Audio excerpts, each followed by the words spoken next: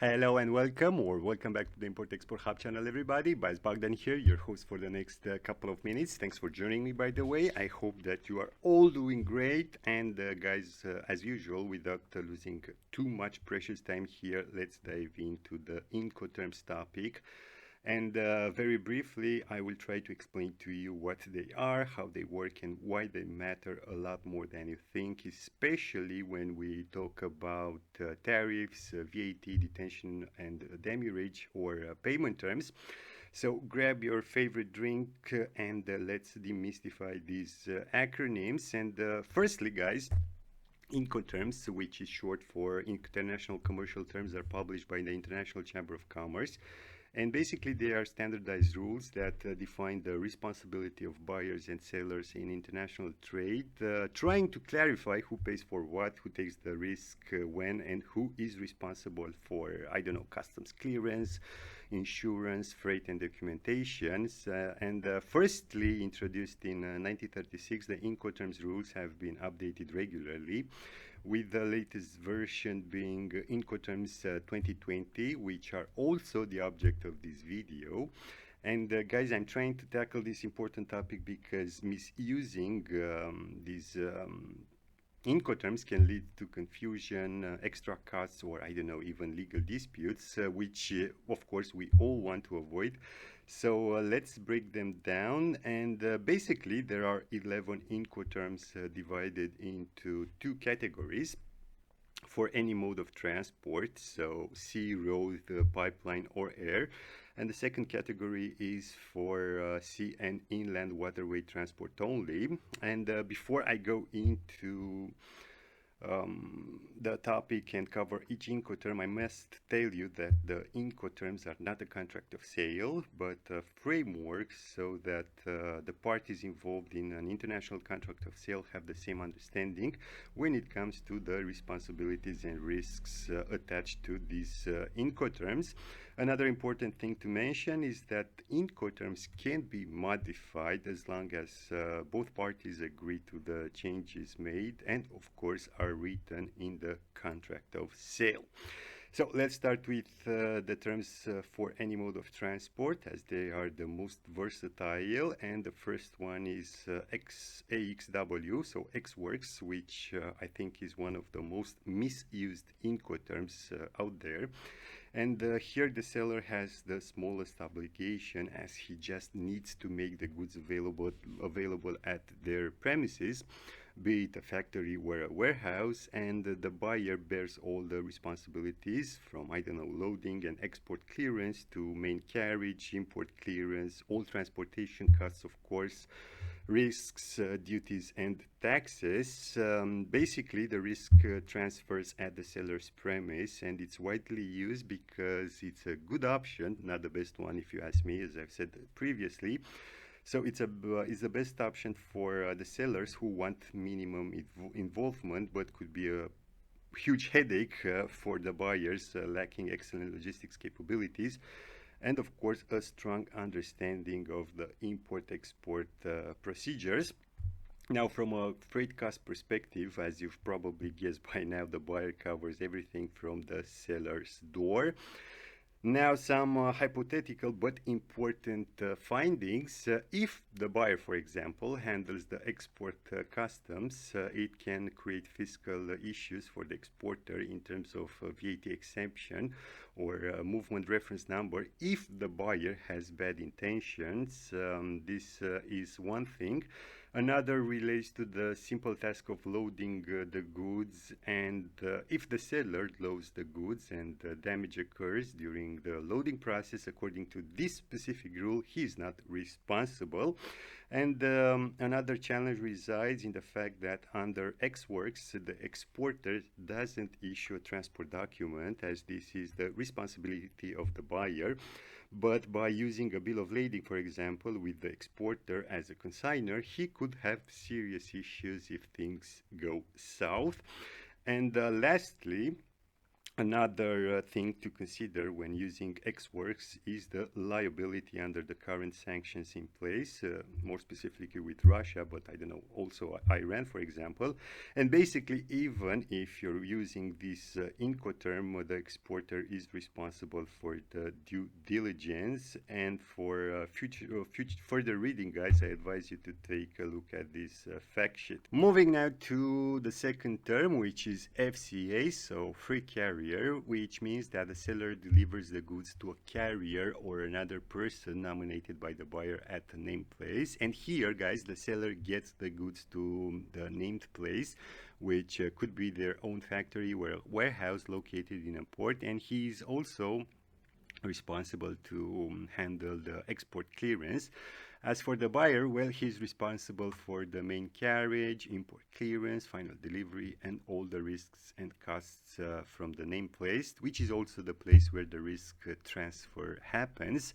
This term is more balanced than the previous one, and I highly recommend using this instead of Xworks. And it is particularly useful when the buyer has a preferred logistics partner. In terms of freight costs, the seller covers the initial leg to the nominated carrier and the buyer covers the rest. For the 2020 version, this Incoterm, let's say, received an upgrade, as it allows the exporter to obtain an onboard bill of lading for documentary credit, if stipulated in the contract, of course, and feasible for the carrier. However, this has some operational difficulties, let's say, as the seller isn't obliged to conclude the sea transport contract, and the exporter, often listed as a shipper on the bill of lading, might become liable for freight and demurrage costs if the goods aren't collected despite the FCA agreement. Moving now to the third Incoterm, which is CPT, so carriage paid to, which means that here the seller pays for the carriage of the goods to the named place of destination, and the seller's responsibility here is to arrange and pay for the main carriage, to handle the export clearance and cover the main freight costs.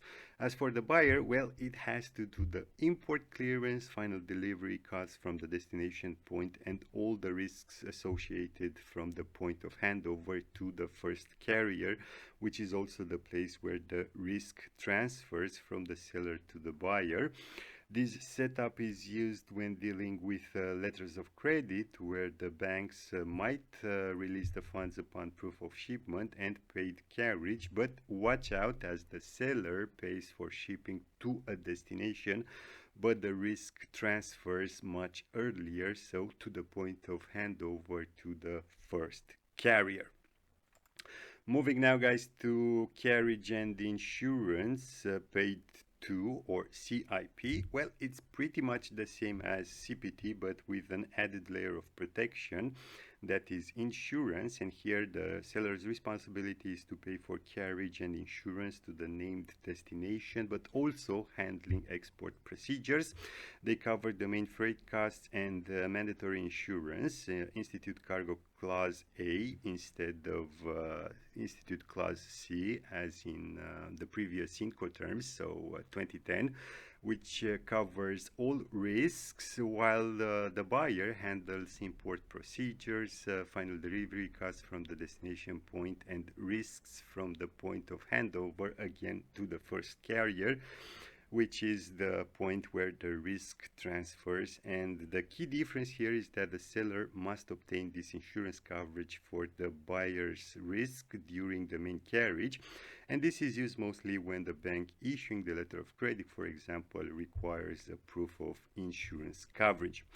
Moving now, guys, to the fifth Incoterm, which is DAP, or delivered at place, which means that the seller delivers the goods when they are placed at the buyer's disposal on the arriving means of transport, ready for unloading at the named place of destination. And here the seller's responsibility is to bear all the costs and risks to bring the goods to the named destination ready for unloading, excluding import duties and taxes. It also handles the export procedures, of course, and almost all freight costs up to the final destination. while the buyer handles the import clearance, import duties and taxes, and of course is also responsible for unloading. Moving now guys to DPU, so delivered that placed unloaded. This is a new addition replacing DAT, and here the seller's responsibility is to bear all the costs and risks to bring the goods to the named destination and unload them. So export procedures, nearly all freight costs including terminal handling charges for unloading, and it excludes the import duties and taxes and import procedures, which are the buyer's responsibility. As for the transfer of risk, well, it transfers when the goods are delivered at the named place of destination after unloading, and is useful when the seller has the capability and capacity to arrange unloading at the destination, like a warehouse or a terminal. And now guys, the last Incoterm covering all modes of transport. We have here DDP, so delivered duty paid, which places the maximum responsibility on the seller, handling everything. So the seller is responsible for all the costs and risks to deliver the goods to the buyer's final destination, including import duties, taxes and all customs formalities in the buyer's country. And practically speaking, this is the ultimate hassle-free Incoterm for the buyer, but for the seller, as you can imagine, this is an incredibly complex Incoterm, requiring deep knowledge of the buyer's country's customs, tax, VAT laws, and this Incoterm, from what I saw, is mostly used by multinationals who have intra-firm sales and transfer of goods, of course. And here think of, I don't know, Pirelli Tires Italy selling to Pirelli Tires United States on a DAP basis. Okay, so with the 7 Incoterms, which can be used for any mode of transport being covered, let's take a look at those that are specific for sea and inland waterway transport only. And the first one is FAS, which stands for free alongside ship, which means that the seller here delivers when the goods are placed alongside the vessel, typically a quay, at the named port or terminal. The seller has to handle the export clearance, including the freight costs up to this point, including port handling fees. As for the buyer, well, it bears all the costs and risks of loading the goods onto the vessel, main carriage, insurance, unloading, import clearance, and the final delivery. And this Incoterm is typically used for bulk cargo or break bulk cargo, placing a lot of responsibility on the buyer from the port onwards. The second term used for sea or inland waterway transport is FOB, which stands for free on board, meaning that the seller delivers the goods by placing them on board the vessel nominated by the buyer at the named port of shipment. It also handles the export procedure along with the freight costs up to the loading onto the vessel, while the buyer bears all the risks and costs from the moment the goods are on board the vessel, including the main carriage, insurance, of course, unloading, import clearance, and final delivery. Another term used for sea shipping is cost and freight, meaning that here the seller pays the costs and freight to bring the goods to the named port of destination. It pays for the main carriage to the named port and handles the export procedures, while the buyer's responsibility is insurance, if needed, of course, as in the previous case. He pays for the unloading of the goods, import clearance, and final delivery from the port of destination. And in this term, the risk transfer, well, it happens when the goods are on board the vessel at the port of shipment. And lastly, guys, the fourth Incoterm covering water transport is cost, insurance, and freight, where the seller is responsible for paying the main carriage to provide minimum insurance to the named port of destination. It also handles the export procedure along with paying for the main ocean freight, while the buyer, as in the previous case, handles the import clearance, arranges for the final delivery, and of course pays for unloading the goods. And now, guys, that let's say we've skimmed the risk and the responsibilities of both buyers and sellers for each Incoterm, I thought it would be nice to also cover some specific risks that concern these Incoterms, especially in this current context of uncertainty and high tariffs popping up. And speaking of tariffs, which are import duties, as you've seen, Incoterms tell you who pays and who handles customs. And here, in case you're using DDP, for example, the seller pays all the tariffs and handles everything. So the seller using DDP must know the buyer's country's complex tariff codes and regulations. For the rest of the Incoterms, the buyer pays for them. Another thing to consider relates to detention and demurrage, as these can become some killer fees. And just a quick recap: demurrage means that you are charged by the shipping line if the container stays at the port too long, usually more than 10 days, which are free of charge, while detention is charged if you don't return the container to the depot on time. Well, in terms of risk associated with D&D charges, if you are the party responsible for the destination leg, so the buyer using, I don't know, FOB, CIF, DAP, DAP, DPU, DDP, you need to have a smooth import clearance. Otherwise, a misfiled document, a lack of available trucks, chassis, or port congestion can cost you thousands. And remember that these costs are separate from your main freight costs and can quickly add up. Another thing that I wanted to point out is the VAT, or value-added tax, as is known in Europe. And as in the case with tariffs, Incoterms don't set VAT rates, but they define who is the importer of record and therefore who pays for import VAT. Anyways, I'm not a tax professional, but under DDP, the seller becomes the importer of record, meaning they might have to register for VAT in the buyer's country, pay the import VAT, and then charge and collect local VAT from the buyer, which adds complexity. And let's face it, it's a pain in the ass. Now some final thoughts. Well, understand before you agree, and don't just pick a term because everyone uses it, or I don't know, the seller or the buyer pressures you to use it. Clarity is king here, so please always clearly state the Incoterms and the specific name place in your contract. Here I've made, for example, because Genoa is close to me, Incoterms 2020 FOB Genoa, Italy, like in this example. And lastly, I don't know, good communication with all the parties involved in this process, so sellers, buyers, freight forwarders, customs brokers, shipping lines, banks, and so on. All the stakeholders should be on the same page. My advice is to master a couple of them, and you will transform your international trade from a risky gamble to a well-oiled machine.